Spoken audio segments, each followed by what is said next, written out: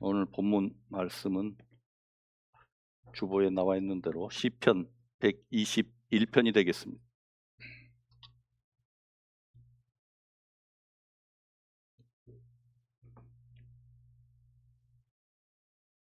시편 121편 찾으셨으면 제가 읽도록 하겠습니다. 내가 산을 향하여 눈을 들리라. 나의 도움이 어디서 올꼬? 나의 도움이 천지를 지으신 여호와에게서로다. 여호와께서 너로 실족치 않게 하시며 너를 지키시는 자가 졸지 아니하시리로다. 이스라엘을 지키시는 자는 졸지도 아니하시고 졸지도 아니하고 주무시지도 아니하시리로다. 여호와는 너를 지키시는 자라. 여호와께서 내 우편에서 내 그늘이 되시나니 낮의 해가 너를 상치 아니하며 밤의 달도 너를 해치 아니하리로다. 여호와께서 너를 지켜 모든 환난을 명쾌하시며 또 내 영혼을 지키시리로다. 여호와께서 너의 출입을 지금부터 영원까지 지키시리로다. 아멘. 네, 오늘 주제 말씀은 주의 품에 거하라. 조그만 글씨로 보시면은 성전에 올라가는 노래 이렇게 기록이 되어 있습니다. 네, 시편 말씀을 우리가 상고해 보게 되어지면은 이 다윗의 생애를 통해서 시편 기록이 어쩌면은 온 인류를 나타내는 글이기도 하다 이렇게 생각이 들어집니다. 인생뿐 아니라 하나님의 마음도 잘 표현을 해주고 있는 글이다 이렇게 여겨집니다. 오늘 드리고 싶은 말씀은 주의 품에 거하라. 주의 품에 거할 이유가 없는 자들에게는 굳이 주의 품에 거할 필요가 없겠죠. 그러나 이 말씀은 진리이기 때문에 주의 품에 거할 자들이 많다. 이 세상을 살아가는 것 자체가 어떤 안식이 필요한 것이고 어떤 도움이 필요한 것이고 그 품이 필요한 것이다. 이 세상은 사망의 음침한 골짜기다 이렇게 성경은 표현하고 있습니다. 사망의 음침한 골짜기를 다닐지라도 해를 두려워하지 않을 것은 주가 나와 함께 하심이라. 성경에서는 이 세상이 온전한 세상, 부족함이 없는 세상이라고 말씀하지 않습니다. 그러면은 거기서 우리는 왜 세상이 그렇게 불완전한 곳인가? 이것이 분명히 마음속에 자리 잡아야 되는 것이다. 이 세상은 시간과 공간이 있는 곳이기 때문에 어떻게 완전한 곳에 도달하지 아니하고 뭔가를 찾아서 나가야 되는 곳이다. 한 예를 들어서 이 우주 만물이 가만히 있지를 않습니다. 뭔가 움직여도 움직이고 자기의 역할들을 다 해나갑니다. 이 지구도 가만히 있는 것이 아니고 어떤 속도를 내면서 자기 일을 하고 있습니다. 그런 가운데 우리가 이렇게 평안하게 앉아 있을 수 있는 것은 중심을 잡을 수 있는 하나님의 보호하심이 있기 때문이죠. 어떤 우주 공간이라는 큰 보자기를 들고 있는 하나님, 창조주시고 전능하신 분, 이렇게 봤을 때 이 우주 만물을 한 곳에 보자기라는 곳에 싸서 회전을 시킨다. 이렇게 봤을 때 시간은 그 우주 만물 안에, 그 보자기 안에 있는 것이지만은 그 보자기 밖에서 휘두르고 있는 그 하나님께서는 시간이 없는 것이죠. 멈춰져 있는 것이죠. 그러니까 우리가 생각하고 있는 이 시간 공간에서 생각하는 것과 하나님께서 생각하는 하나님의 관점과는 다른 것이죠. 대보름날 우리가 깡통에 불을 넣고 돌려보지 않습니까? 그러면은 나는 가만히 있지만은 그 깡통에 들어있는 불씨를 넣고 돌리면은 불이 활활 타오르듯이 그것을 돌렸을 때 그 깡통의 주인은 그 시간에 포함되지 않는다 이 말이죠. 밖에서 그 깡통을 지켜보고 있는다는 것이죠. 그래서 하나님의 관점에서 이 세상을 바라봤을 때는 하나님은 요동하지 아니하시고 시간의 지배를 받지 아니하시고 하나님의 온전하심, 그것은 분명히 서 있는 것이다. 변치 않는 것이다. 다만 이 우주 안에 있는 저희들이 요동하고 있는 것이죠. 그 보자기 안에서 나름대로 살아보겠다고 힘쓰고 애쓰고 살아가는 것이죠. 나름대로는 평안하다, 안전하다, 부족함이 없다 하지만은 하나님께서 보실 때는 그 안에 있는 것이 참 불완전한 상태가 되는 것이죠. 그래서 우리는 뭔가를 붙들어야 하고 뭔가의 도움을 받아야 하는 것이다. 그것을 모르고 살아간다면은 그 진리를 알지 못하고 살아간다면은 죽을 때까지 불완전한 상태로 살아갈 수밖에 없지만은 왜 그런 진리 가운데 저희를 두시고 하나님께서 인도해 나가시는 그 길을 말씀을 통해서 보여주셨을 때 우리는 주님의 품 안에 거하게 되는 것이고 주님의 날개 아래 거하게 되는 것이다. 힘들어할 필요 없고 불만 필요 없고 온전한 가운데 거할 수 있는 하나님의 말씀을 이해하게 되어지면은 아, 이것이 우리를 인도해 나가시는 길이구나. 이렇게 깨달아질 수가 있겠다 이렇게 생각이 들어집니다. 하나님은 알파와 오메가이신 하나님이다 이렇게 말씀을 하시고 처음과 나중이다 또 시작과 끝이다 이렇게 말씀을 하십니다. 우리가 볼 때는 뭔가 시간 속에서 이루어 나가려고 힘쓰고 애쓰고 나가는 것 같지만은 하나님께서는 처음과 끝을 이미 알고 계시고 처음과 끝을 이미 이루어 내신 분이시고 그 품 안에 거했을 때 그 뜻을 우리가 알았을 때 우리도 주의 뜻 안에서 주의 안식을 누릴 수가 있게 되는 것입니다. 창조주인 주님, 운행자이신 주님, 그분의 사랑은 이 말씀을 통해서 아버지로 이렇게 표현을 하고 계시고 여러 가지 이 주님을 표현하는 그 내용을 통해서 하나님의 사랑을 나타내고 계십니다. 우리를 인도해 가시는 방법은 생명과 평안으로 이끄십니다. 우리를 인도해 가시는데 주님을 알지 못하고 진리를 알지 못하는 자들에게는 그 사망의 음침한 골짜기를 가는 동안에 마귀는 사망으로 인도하게 되어집니다. 그러니까 처음과 끝이 다른 것이죠. 사단은.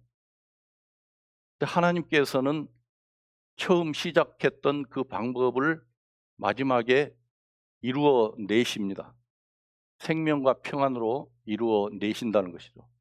사단은 사망으로 인도하게 되어지고 그 사망, 그 끝은 불못이 되어지겠지만 그 진리 가운데서 주님의 품 안에 거하며 주님의 뜻을 쫓아 나가는 자들의 마지막은 새 하늘과 새 땅, 새 예루살렘이 되는 것입니다. 그러니까 인도를 받는 자에 따라서 죽고 살게 되어지는 것이죠.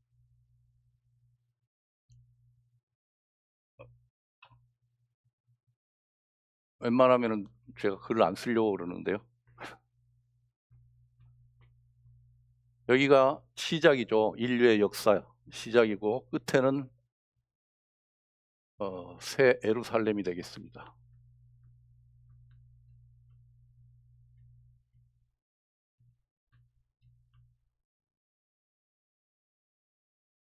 그러면 이 가운데 인류의 역사가 진행이 되어지겠죠. 그러면은 하나님께서 우리를 인도해 가시는 방법을 상세하게 나타내 주시는데요. 그것을 보고 우리는 안전하게 거하고 있다는 것을 발견하고 평안을 누려야 되는 것입니다. 그것이 믿음으로 가는 길이고 우리가 지금 누리고 있는 것이죠. 하나님께서는 제일 하나님의 뜻을 잘 나타내신 것은 이 성막을 통해서 나타내십니다.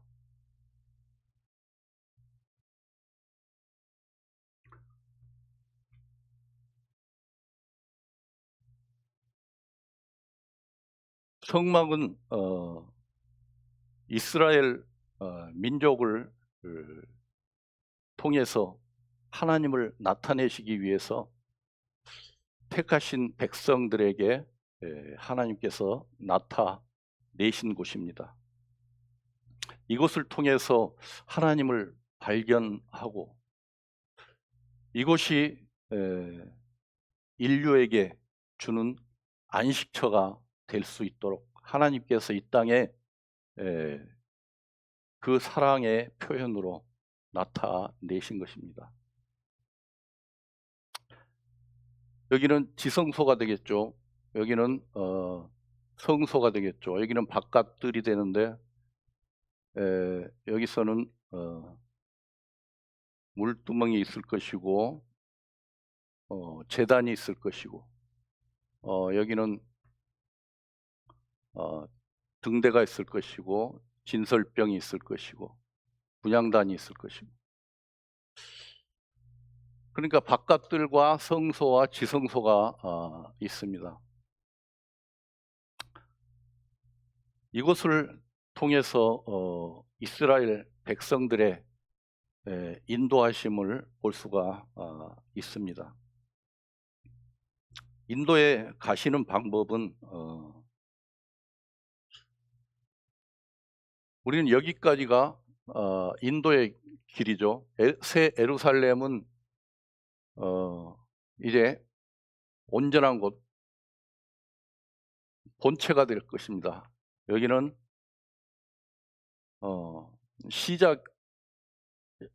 시작이고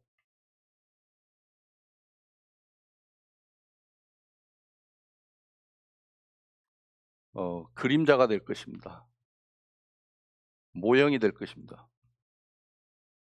이 모형으로 쭉 이어지면서 마지막에는 이 새 예루살렘까지 인도하게 되어지는데 이것이 인류 역사의 시작과 나중이 되는 것이죠.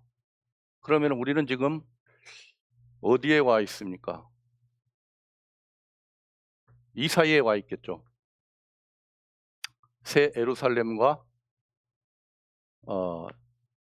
지금 교회라는 성전, 모형인 이 성전과 본체인 이 성전 사이에 있는 저희들을 발견하게 되어지면은 이제 하나님께서 그런 개념으로 우리를 인도하고 계시는 것을 이해를 할 수가 있을 것입니다. 다윗은 목자이었고 목동이었죠. 그래서 이 양의 습성도 잘 알고 양을 어떻게 인도해야 되는지도 알고 또 목자의 마음도 알고 그가 살아왔던 길을 통해서 볼 때 그는 하나님이 그의 백성들을 어떻게 인도하시고 어떻게 사랑하시는지를 이 목동으로서 목자로서 잘 이해를 하고 있습니다. 그리고 또 이 성막을 통해서 하나님의 뜻을 잘 발견하게 되어집니다. 그는 성막을 통해서 더 큰 성전을 짓고 싶어 했습니다. 본인은 큰 궁전에서 호화롭게 살고 있지만은 하나님의 법궤가 있는 이것은 기브온에 있는 조그만 성막에 거하고 있다는 사실이 늘 마음에 아팠던 것입니다. 그래서 거기에 대한 모든 설계나 도면이나 이런 것들을 하나님께서 받아서 그가 친히 지은 것이 아니고 그 아들 솔로몬이 짓게 하셨습니다. 그러면서 그 성전의 내용을 너무도 잘 알고 있습니다. 그래서 이 시편 대부분이 보면은 이 성전 안을 안식처, 주의 품 안에 또 주의 날개 아래 이렇게 표현을 하고 있습니다. 그래서 그가 목동이었을 때 그 양들을 인도하는 방법, 주의 지팡이와 주의 막대기. 주의 지팡이와 막대기는 인생의 구원의 도구도 되지만은 또 어떤 무기도 될 수 있습니다. 양을 지키는데 양이 구더기에 빠졌을 때 그 지팡이로 걸어서 올릴 수도 있고 또 늑대가 나타났을 때 도구로 무기로 쓸 수 있습니다. 그런 내용으로 주의 지팡이와 막대기가 나를 안위하시나이다. 이렇게 하나님은 이미 우리를 처음부터 끝까지 인도하시겠다고 구상을 하시고 인도해 나가십니다. 그래서 신앙을 보면은 처음에는 이 애굽에서 우리를 구원해 내십니다. 그 다음에 광야 생활을 합니다. 그 다음에는 가나안이라는 곳에 인도를 하시는데요. 이런 여정 가운데 하나님의 인도하심을 또 우리는 발견할 수가 있습니다.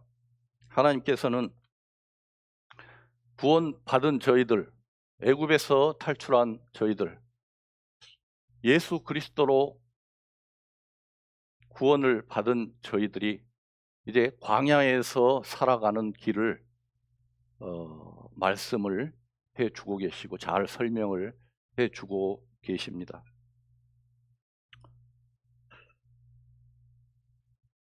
광야에서는 이 성막이 나갈 때 한 1km 이상 앞서서 나가게 되어집니다. 그것은 하나님의 안식을 기다리고 하나님의 명령을 따르는 곳이기도 합니다. 그 40년 동안 한 40번의 정체가 있었는데요. 모세는 한 번도 자신이 원해서 그 자리에 서고 쉬고 안식을 누린 적이 없습니다. 처음부터 끝까지 하나님의 명령을 따라서 쉬기도 하고 나가기도 합니다. 구름 기둥과 불 기둥을 따라서 나갑니다. 자기 뜻대로 나갔던 것이 아닙니다. 하나님은 모든 계획이 있었고 하나님의 구상이 있었기 때문입니다.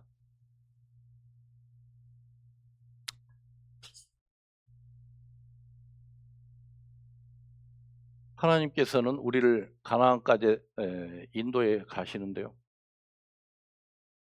그 가는 동안에 불평과 불만, 우상 숭배, 주인이 누군지를 모르고 하나님께서 주시는 그 놀라운 은혜를 알지 못함으로 불평, 불만에 쌓여 있는 자들, 이들을 모세에게 다 멸망시키고 다시 새로운 하나님의 나라를 건축할까 하는 의사를 비춰봅니다.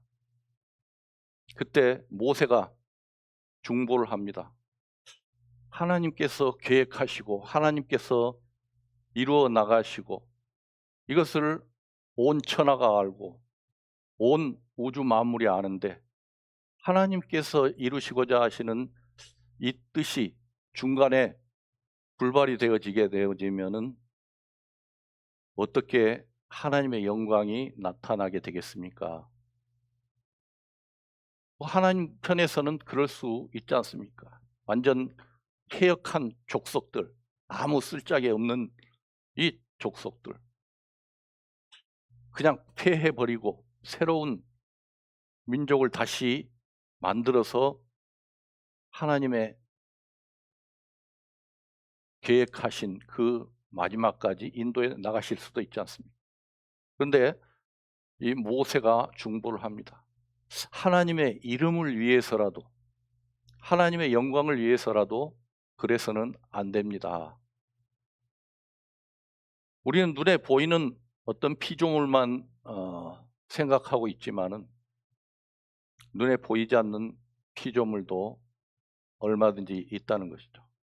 이 우주 만물 가운데 스랍이 있고 그룹이 있고 우리가 알지 못하는 천사들이 있고 여러 가지 피조물들이 있습니다. 인생들뿐만 아니라 생각할 수 있는 자들도 있을 것이고 또 지켜보고 있는 자들도 있을 것이고 이 우주 만물을 하나님께서 창조해 놓으셨지만은 보이는 것과 보이지 않는 것, 이 모든 것이 하나님이 중심이 되어 있고 하나님의 그 말씀, 그 신실하신 말씀에 주의하고 있다는 것입니다. 그 말씀이 변질되면은 안 된다. 병쾌되어지면은 안 된다. 그 말씀을 우리는 믿음으로 받아들여서 살아가고 있죠. 그래서 이 백성들을 끝까지 인도해 가십니다. 그러니까 구원받은 저희들, 우리가 변치 아니하면은 하나님께서 끝까지 인도해 가신다는 사실입니다. 그 과정 속에 많은 어떤 시련과 여러 가지 장애물들이 닥치겠지만은 하나님의 인도하심, 그것을 믿는다면 이미 하나님께서 이루어 놓으신 그 역사를 우리가 믿음으로 받아들인다면 어떤 과정일 뿐이다. 하나님은 시편 23편 3절에 이런 내용이 있습니다. 내 영혼을 소생시키시고 자기 이름을 위하여 의의 길로 인도하시는도다. 시편 43장 25절에는 나 곧 나를 위하여 내 허물을 도말하는 자니 내 죄를 기억지 아니하리라. 이것은 하나님의 영광과 관련이 있는 것입니다. 나 곧 나를 위하여, 하나님 자신을 위하여. 그러니까 이 우주 만물 가운데 이 지구라는 곳에 어떤 하나님의 뜻을 이루기 위해서 하나님께서는 구상을 하시고 계획을 하시고 이루어 나가시는 것이죠. 우리가 그 가운데 선택을 받은 자들이죠. 그것이 이루어지지 아니하면은 하나님의 이름을 망령되이 일컫는 일이 될 수도 있습니다. 그것은 이미 하나님께서 계획하신 길이기 때문에 반드시 이루어져야 하는 것입니다. 우리는 이 사실을 믿음으로 받아들임으로 평안을 누릴 수가 있는 것이고 다윗 또한 이 사실을 너무도 잘 알고 있고 이 성전을 통해서 하나님의 그 계획을 낱낱이 잘 파악을 하고 있는 자입니다. 그래서 그는 늘 쫓기면서 이 10년을 사울에게 쫓기고 또 자식에게도 쫓기고 늘 전쟁터에서 불안하게 살아오지만은 그의 평안은, 안식은 어떤 힘이 아니고 어떤 적을 이길 수 있는 그러한 무기, 힘이 아닌 하나님의 품 안이라고 이렇게 시편은 정리를 하고 있습니다. 하나님의 품 안에, 주의 날개 아래 들어 있을 때 제일 안전하다. 그것이 우리 인생들이 가장 누릴 수 있는 평안이고 축복이고 하나님의 은혜다. 이렇게 말씀을 드릴 수가 있습니다. 시편 17장을 보시겠습니다. 시편 17장.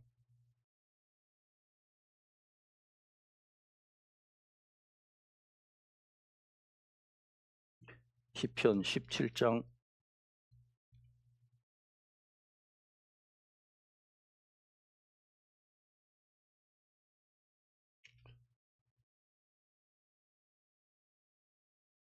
61장입니다. 죄송합니다.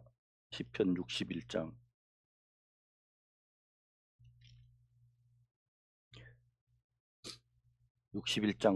4절입니다. 내가 영원히 주의 장막에 거하며 내가 주의 날개 밑에 피하리이다. 내가 영원히 주의 장막에 거하며, 주의 장막은 이 성전이라고 말씀을 하고 있습니다. 이 성전 안에 거하고 주의 날개 밑에 피하리다. 우리 인생이 사막의 음침한 골짜기를 간다고 했지 않습니까? 사막의 음침한 골짜기에서 우리가 안식을 취할 곳은 바로 성전이며 주의 날개 아래다. 이렇게 말씀을 하고 있는데요. 이 다윗은 왜 성전이 안식처이고 그의 하나님의 도우심이고 산성이고 요새인지,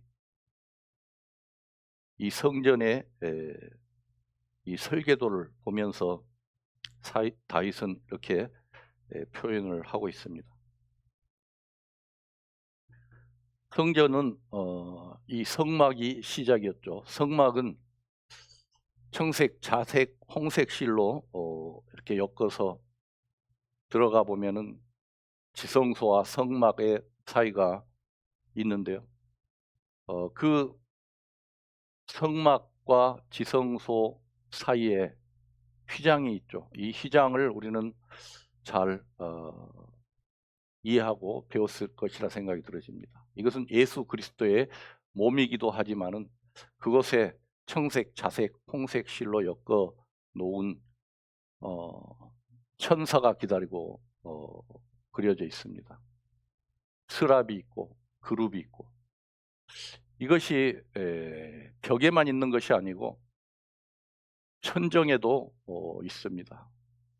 그러니까 이 천정이 외부에서 볼 때는 수달의 가죽이라고 그러죠. 이게 거칠게 생긴 가죽이지만은 그것이 네 겹으로 되어 있고 마지막에 이 청색, 홍색 실로 엮인 그곳에 그룹이 날개를 펴고 있습니다. 이 그룹은 에덴 동산 동편에 쫓겨났을 때 이 불칼로 그 생명나무를 지키던 그룹이죠. 그 그룹이 이제 이 성막 안에서 날개를 펴고 있는 것을 보게 되어집니다. 그래서 이 성막을 들어갔을 때 하나님께서 인도하시는 그 정면의 성막도 보이지만은, 휘장도 보이지만은 그 위에도 그 날개를 펴고 있다는 것입니다. 이것을 다윗은 그 날개 아래에 있다. 그 성막을 들어가게 되어지면은 주의 보호하심이 있고 주의 지키심이 있다.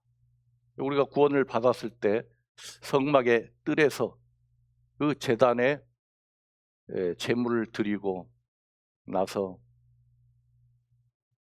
구원을 받고 끝나는 것이 아니고 그 성막 안에 들어가서 보호하심을 받는다 이 말이죠. 하나님의 사랑, 그 은혜를 그 안에 들어갔을 때 온전히 누릴 수가 있다 이 말이죠. 그런데 우리는 구원받고 뜰에서 끝나버리는 경우가 많이 있습니다.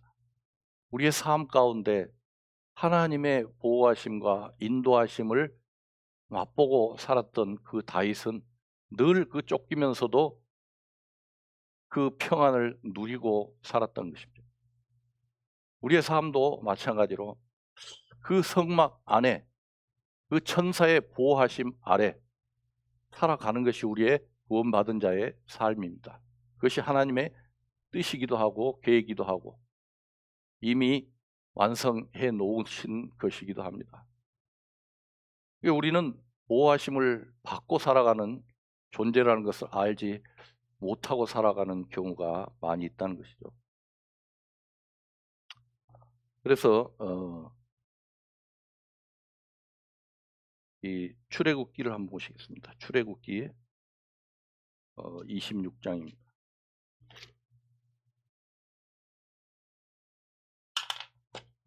출애굽기 26장 1절입니다.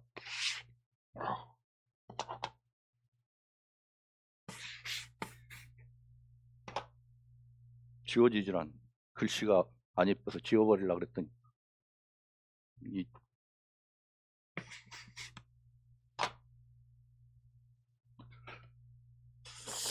26장 출애굽기 26장 1절만 보시겠습니다. 너는 성막을 만들되 앙장 10폭을 가늘게 온 배실과 청색, 자색, 홍색 실로 그룹을 공교히 수놓아 만들지니. 이 성막의 구조에 대해서 쭉 나옵니다. 이 성막의 그 휘장 덮개, 널판 기둥 이 하나하나가 세밀하게 이렇게 구성이 되어 있습니다. 겉으로 보기에는 이 덮개가 소박해 보일 수도 있지만 안으로 들어가면 들어갈수록 휘황찬란하게 이렇게 지어져 있습니다. 예수님의 사랑이고 은혜, 안으로 가면 갈수록 우리가 깊이 깨달으면 깨달을수록 더 큰 사랑을 맛볼 수가 있는 것이다. 그래서 휘장 앞에는 우리를 인도하시는 휘장, 예수 그리스도께서 문을 여셨죠. 찢어짐으로. 그리고 위에는 지키시는 주님, 주의 날개 아래 제일 안전한 곳, 이것이 성막 안이 되겠습니다. 그래서 성막 안에 들어왔을 때 산성이시오, 요새시오, 피난처시다, 이 말을 할 수가 있는 것입니다. 에덴 동산에 지으시고 사람을 지어서 그 안으로 불러들였죠. 하나님께서. 에덴 동산이라는 곳에 하나님은 거니시기 위해서 그곳을 지으셨고 거기에 사람을 불러들였습니다. 그러니까 창세기 1장, 2장 보시면은 죄가 아직 이 땅에 오지 않았을 때입니다. 하나님은 구상을 하고 계셨죠. 그때부터 이 마지막 때까지. 새 예루살렘까지 구상을 하고 있었던 것인데 이 사단 마귀로 인해서 잠시 이제 실패한 듯 보이지만 하나님께서는 끝까지 이루어 내시는 과정을 우리에게 설명을 하고 계시는 것입니다. 그래서 다윗은 성막의 특징을 정확하게 알기 때문에 나의 도움이 어디서 올꼬 이렇게 말씀을 하면서 성막 그 날개 안 주 예수 그리스도 아니다 이렇게 표현을 하고 있습니다. 그런데 이 성막에서 끝나는 것이 아니고 이 택한 백성에게서 끝나는 것이 아니고 이 성막을 통해서 우리 이방인들에게도 어떤 희망을 보여주십니다. 이 성막은 모세를 통해서 한 민족에게 내린 것이지만은 이 성막이 아니라 성전을 통해서 온 땅 만민들에게 주는 축복, 은혜를 보여주십니다. 우리는 이 성막을 통해서 이방인 개, 돼지 같은 저희들이 구원을 받고 주님의 성전 안에 거한다는 사실을 발견을 했을 때 더 큰 은혜와 더 큰 영광을 돌리지 아니할 수가 없습니다.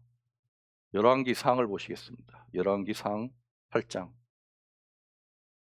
열왕기상 8장.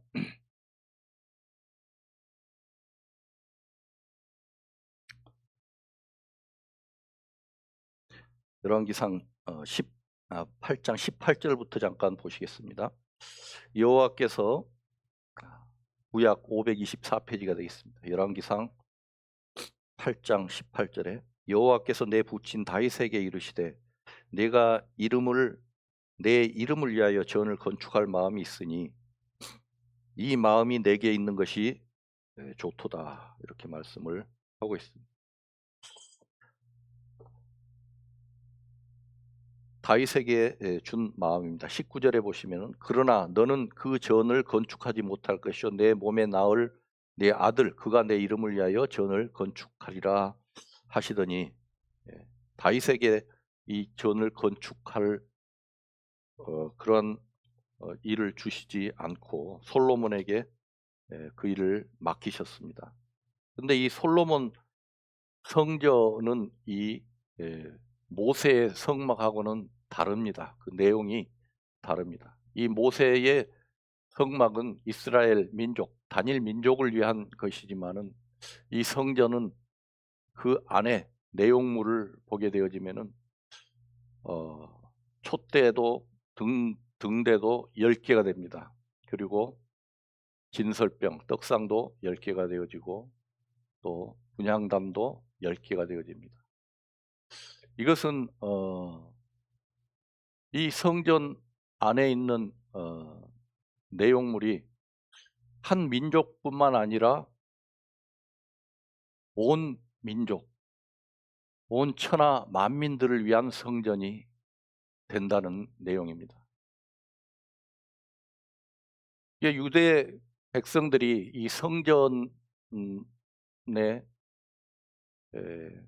살아온 민족이고 그 성전을 통해서 그들의 존재 가치를 느끼며 살았던 자들인데 이제 이 성전이 알고 보니까 이 유대 민족뿐만 아니라 온 천하를 위해서 지어 놓은 것입니다.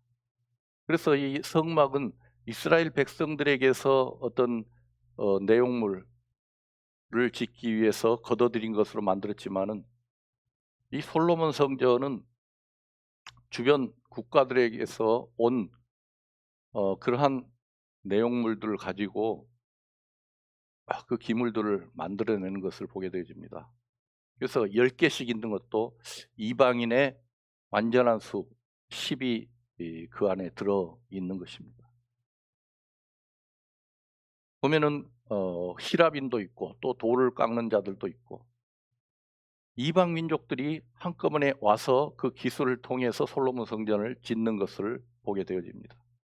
그러니까 그 성전이 이제는 이스라엘 민족뿐만 아니라 모든 백성들에게 관계가 되어지는 그러한 성전이 되겠죠. 8장 28절, 22절에 보시면요. 8장 22절. 솔로몬이 여호와의 단 앞에서 이스라엘의 온 회종을 마주 서서 하늘을 향하여 손을 펴고 가로되 이스라엘 하나님 여호와의 상천하지에 주와 같은 신이 없나이다. 주께서 온 마음으로 주의 앞에서 행하는 종들에게 언약을 지키시고 은혜를 베푸시나이다. 31절에 보겠습니다. 31절. 만일 어떤 사람이 그 이웃에게 범죄함을 맹세시킴을 받고 저가 와서 이 전에 있는 주의 단 앞에서 맹세하거든 주는 하늘에서 들으시고 행하시되 주의 종들을 공문하사 악한 자의 죄를 정하여 그 행위대로 그 머리에 돌리시고 의로운 자를 의롭다 하사 그 의로운 대로 갚으시소서. 만일 주의 백성 이스라엘이 주께 범죄하여 주의 패하게 되므로 주께서 돌아와서 주의 이름을 인정하고 이 전에서 주께 빌며 간구하거든 주는 하늘에서 들으시고 주의 백성 이스라엘의 죄를 사하시고 그 열조에게 주신 땅으로 돌아오게 하옵소서. 이것은 이스라엘 백성들이 제사하는 방법입니다. 죄가 있거든 그 안에서 제물을 드리고 용서를 구했을 때 주님께서 용서하여 주십사 하는 내용입니다.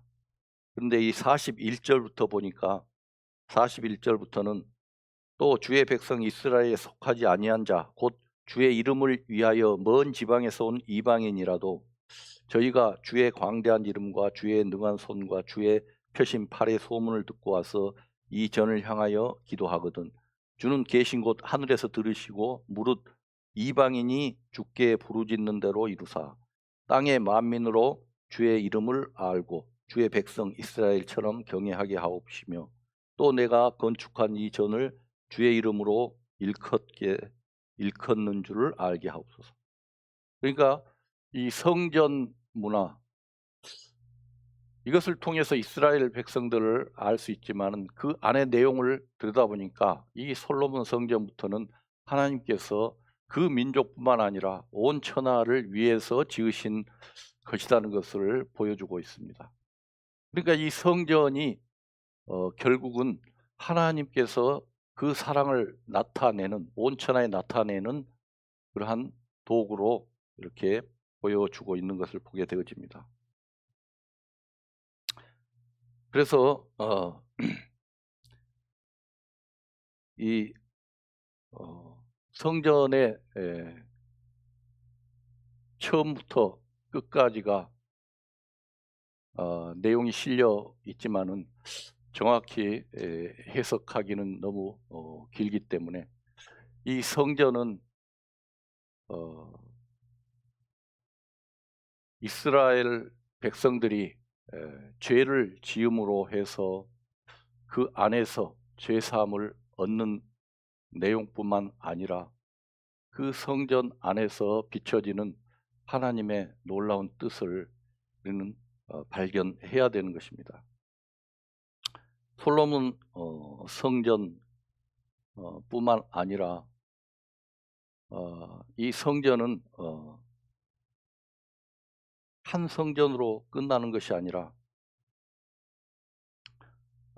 여러 대에 걸쳐서 성전이 다시 복기가 되어지고 또 지어지고 하면서 또 결국은 무너지게 되어집니다. 근데 이 성경 안에 있는 잘 알지 못하는 성전이 있습니다. 그것이 바로 에스겔 성전이라는 것입니다. 이 에스겔 성전을 들여다보면은 놀라운 사실을 우리가 또 발견을 할 수가 있습니다. 이 성전이 솔로몬 성전에 있었던 그 내용물들이 없는 것을 보게 되어집니다. 이 에스겔을 통해서 그 성전을 비춰주는데 그 내용을 우리가 알게 되어지면은 더 큰 은혜를 발견할 수가 있습니다. 에스겔서 1장 1절을 보시겠습니다. 에스겔서 1장 1절.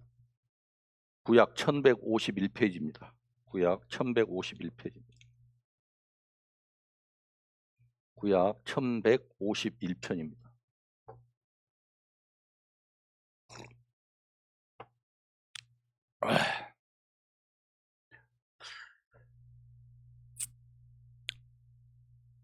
(1장 1절에) 보시면은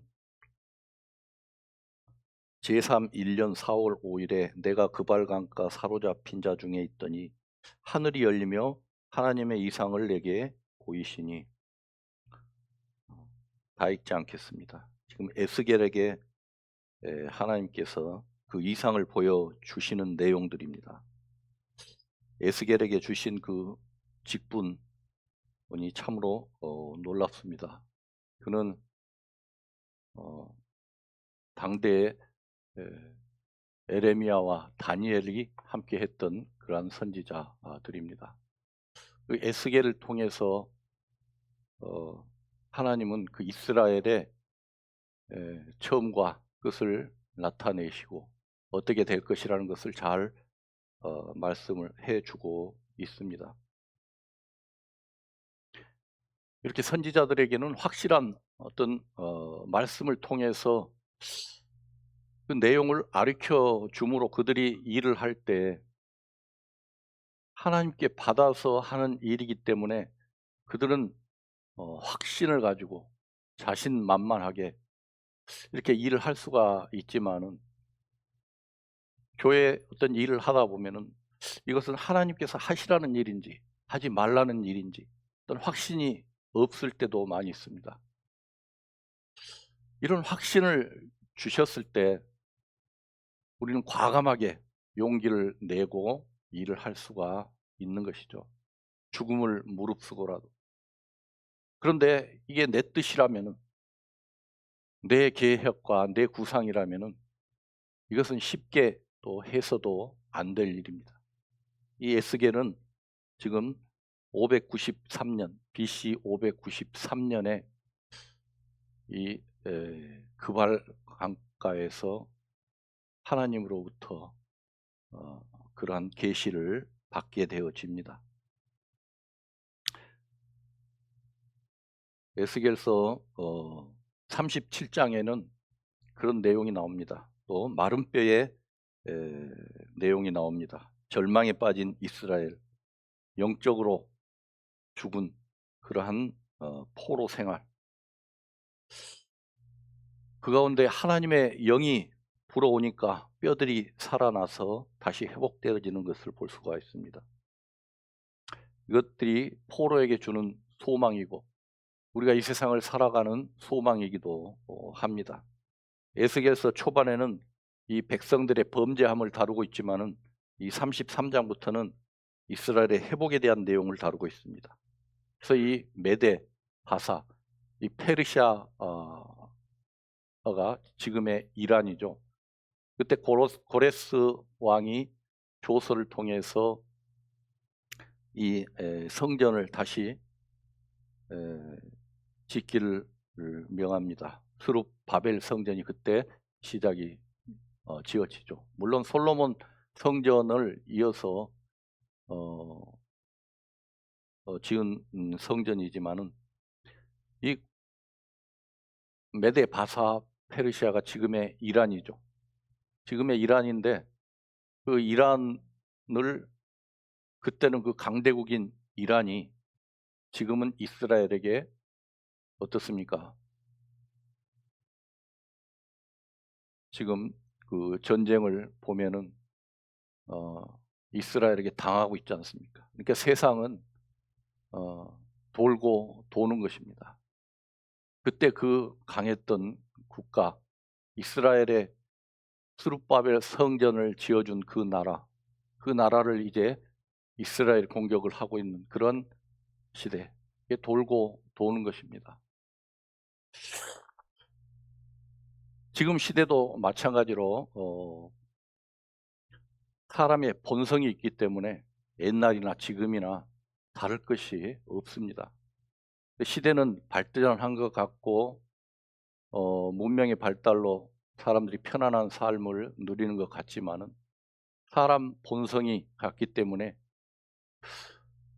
옛날 시대와 별 다름이 없는 그러한 시대로 또 변하게 되어질 것입니다. 그것이 이 세상의 길이기 때문에 로마의 멸망도 마찬가지로 이 로마가 전쟁으로 승리를 함으로 주변 국가들이 이제 다 포로가 되어집니다. 그래서 그때 당시 포로가 1000만이 넘었다고 합니다. 그러니까 이 로마에서 노동을 하고 있었던 그러한 노동자들이 일자리가 없어진 거죠. 이 포로들이 다 그 일을 맡아서 하니까. 그러니까 이 노동자들이 반란이 일어나게 생겼으니까 기본 소득을 주게 되어집니다. 먹고 살 만큼은 주게 되어지고. 그러니까 이 먹고 산다고 해서 또 이 폭동이 일어나는 것이 아닙니다. 뭔가 보여줘야 되고 흥미거리를 줘야 되죠. 백성들에게. 엔터테인먼트가 있어야 되는 거죠. 지금 시대 같이. 그래서 그 원형 경기장, 갑자기 생각이 납니다.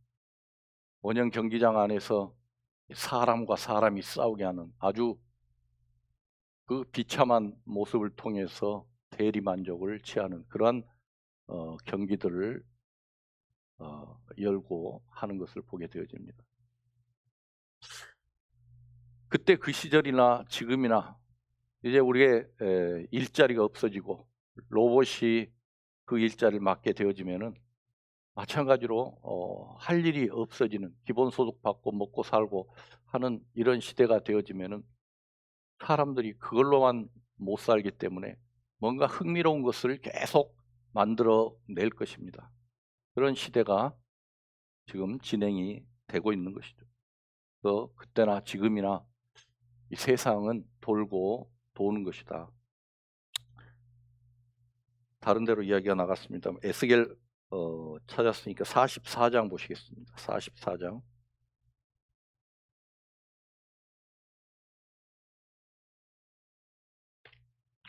44장 7절입니다. 44장 7절. 1222페이지입니다. 대저 너희가 마음과 몸에 할례 받지 아니한 이방인을 데려오고 내 떡과 기름과 피를 드릴 때 그들로 내 성소 안에 있게 하여 내 전을 더럽힘으로 너희의 모든 가증한 일 외에 그들이 내 언약을 위반케 하는 것이 되었으며 너희가 내 성물의 직분을 지키지 아니하고 내 성소에 사람을 두어 너희 직분을 대신 지키게 하였느니라. 이것은 이방인들에게 대신 지키게 한다 이 말이죠. 9절에 나주 여호와가 말하노라. 이스라엘 족속 중에 있는 이방인 중에 마음과 몸이 할례를 받지 아니한 이방인은 내 성소에 들어오지 못하리라. 그때 당시에 이방인들도 들어오게 되어 있는데 마음과 몸이 할례 받은 자들만 들어온다, 이런 내용입니다.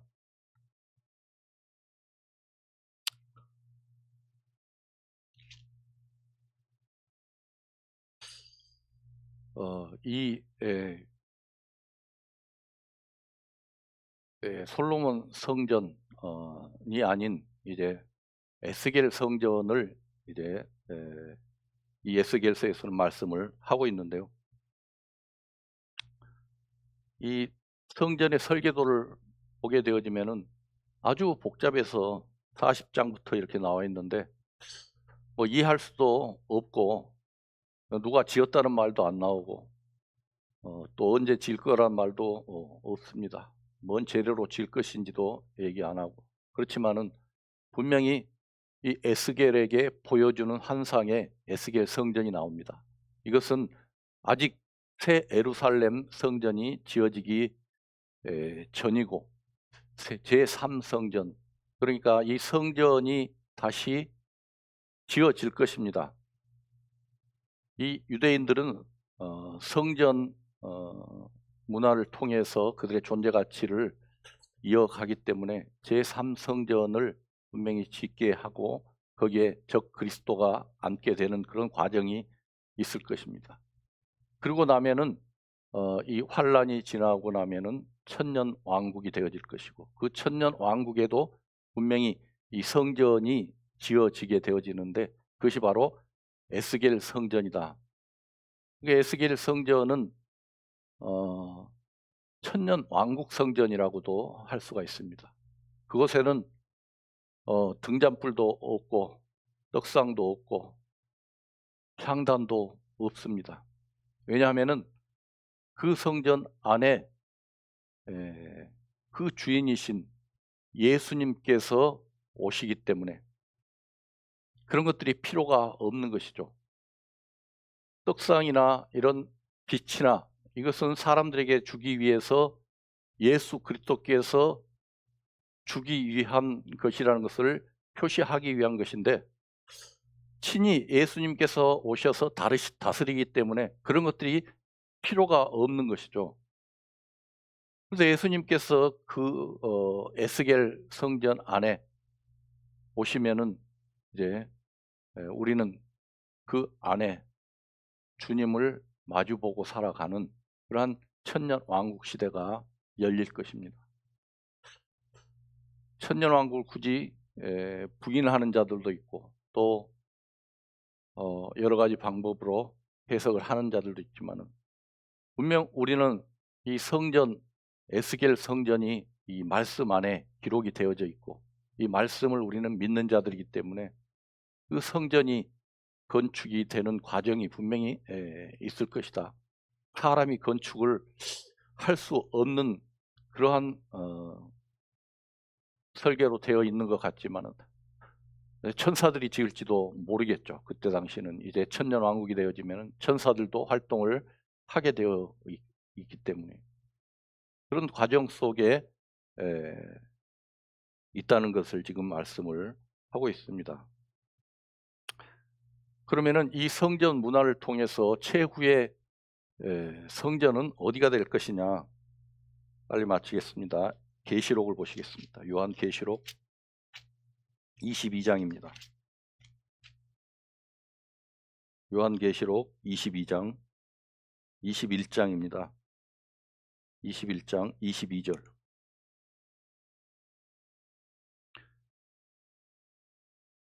22절, 21장 22절. 성 안의 성전을 내가 보지 못하였으니 이는 주 하나님 곧 전능하신 이와 및 어린 양이 그 성전이심이라.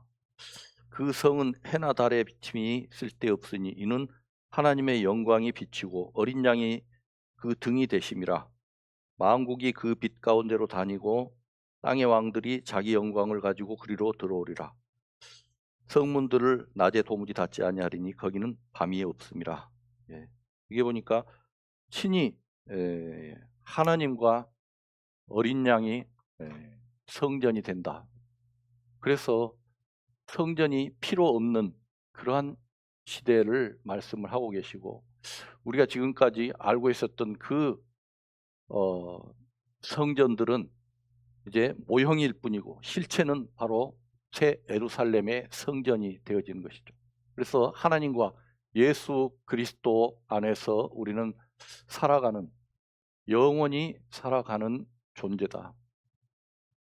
그것을 설명하기 위해서 이 성전을 계속 말씀을 하고 있었던 것입니다.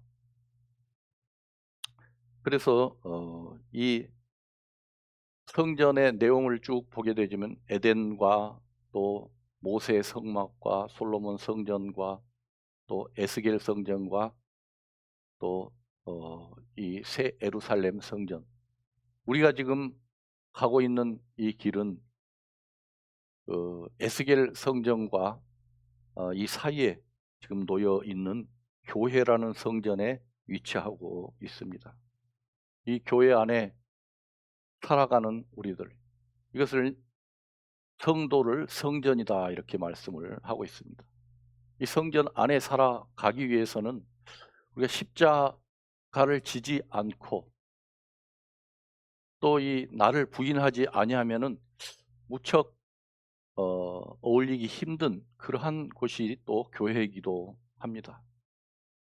교회는 나를 부인하고 십자가를 지고 따랐을 때 정말 그 안에서 서로 화합이 되어지고 사랑을 나눌 수가 있는 것인데 그것이 안 되면 무척 힘든 과정을 살 수밖에 없는 곳이다.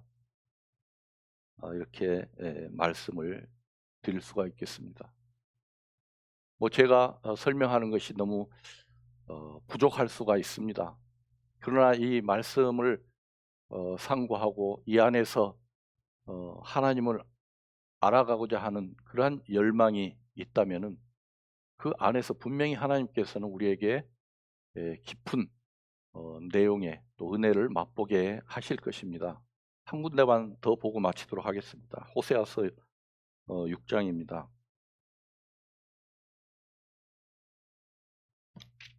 호세아서 6장 3절.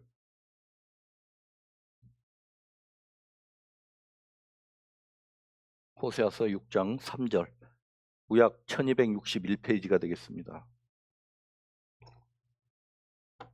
호세아서 6장 3절. 그러므로 우리가 여호와를 알자. 힘써 여호와를 알자. 그의 나오심은 새벽 빛같이 일정하니 비와 같이 땅을 적시는 늦은 비와 같이 우리에게 임하시리라 하리라. 여호와를 힘써 알자 이렇게 말씀을 하고 있습니다. 빛같이. 빛은 보이는 것이다, 볼 수 있는 것이다 이렇게 알면 되겠습니다. 빛이 있어야 이 어둠 속에 에, 진리를 발견할 수가 있는 것이죠. 어떻게 어설프게 만져서 되는 것이 아니고 직접 눈으로 봤을 때 더 확실하게 우리는 진리 가운데 거할 수가 있는 것이고 확신을 가질 수가 있는 것이죠. 예, 비와 같이 비를 맞고 열매가 맺힌다. 그러니까 은혜의 단비. 이 여러 가지 환란 중에 그런 경험, 체험들을 통해서 이 지식이 더 쌓여지는 것이죠. 아는 것. 이것은 어떤 경험을 통해서 우리에게 나타나게 되어지는 것. 이것이 더 큰 은혜로 인도하게 되어지는 길이다. 에베소서 1장 17절에는 우리 주 예수 그리스도의 하나님 영광의 아버지께서 지혜와 계시의 정신을 주사 하나님을 알게 하시고 이렇게 말씀을 합니다. 지혜는 깨달음, 또 계시는 보는 눈, 깨달아서 보는 눈을 먼저 가져야 할 필요가 있다. 너희 마음 눈을 밝히사 그의 부르심의 소망이 무엇이며 성도 안에서 그 기업의 풍성이 무엇이며 그의 힘의 강력으로 역사하심을 따라 믿는 우리에게 베푸신 능력의 지극히 크심이 어떤 것을 너희로 알게 하시기를 구하노라. 그러니까 이 하나님의 말씀을 알고 깨닫고 체험하고 믿음에 살게 되어지면은 그 기업의 풍성한 것이 무엇인지